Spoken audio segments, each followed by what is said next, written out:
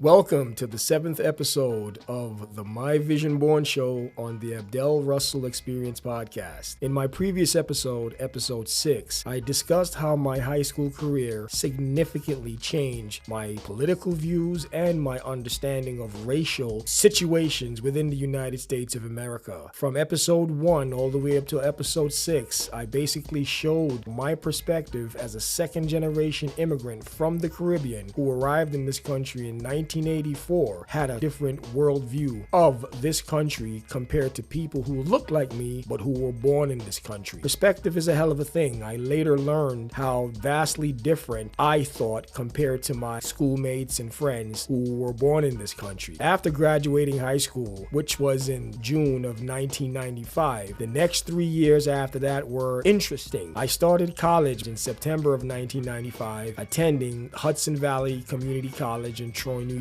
I took liberal arts then, which was a complete waste of time, and I didn't learn much my first year in college. Maybe it had less to do with the lessons of the courses that I took and more to deal with I was living with people that I played football with and that I went to school with my first year, and that was basically my first time living on my own. I cannot count how many oodles of noodles, pizza, and leftover Chinese food I ate. Lord have mercy. God bless all college students their first year of college, because it's not the healthiest, not to mention all the crazy stuff that we did. Lord knows there were some crazy moments during my first year at Hudson Valley Community College. But after that first year, I decided to return to Hudson Valley, and I can't seem to remember if I took any classes. As a matter of fact, I don't even know if I had classes then. The only thing I remember about my second year of living in Troy, New York on my own was working at Taco Bell. I didn't want to waste time doing nothing since I wasn't attending college, so I decided to get a job where I could not only make money, but I could have free food. I thought I was making a smart decision, but deep down inside, I was beginning to feel like a failure. Even though I wasn't working at a gas station while attending Kingsborough Community College, Taco Bell wasn't far off from a gas station. And what I know for sure that I was not going to be that person that our high school football coach used to come in the locker room saying, if you guys don't start putting forth some serious effort in life, you're going to end up at a junior college pumping gas at a gas station. Now, while Taco Bell wasn't a gas station and Hudson Valley Community College wasn't Kingsborough Community College, that was a little bit too close for comfort for me, and so I decided halfway through my second year to just go back home, get a job, and help my mother with the bills and the expenses she was taking on her own. The fear of being a failure is something that haunted me. No one from my generation wanted to be a failure. There was no such thing as a participation trophy from my era. You either won, came in second place, or third place. And even that second place and third place spot wasn't all that great. As cold as it sounds, I honestly think that this is what separates my generation of young Americans compared to the young Americans of today. Today's generation has been coddled, have been held, have been babied for too long, and that is breeding a generation of Americans who are weak. But everything is cyclical. Weak people create hard times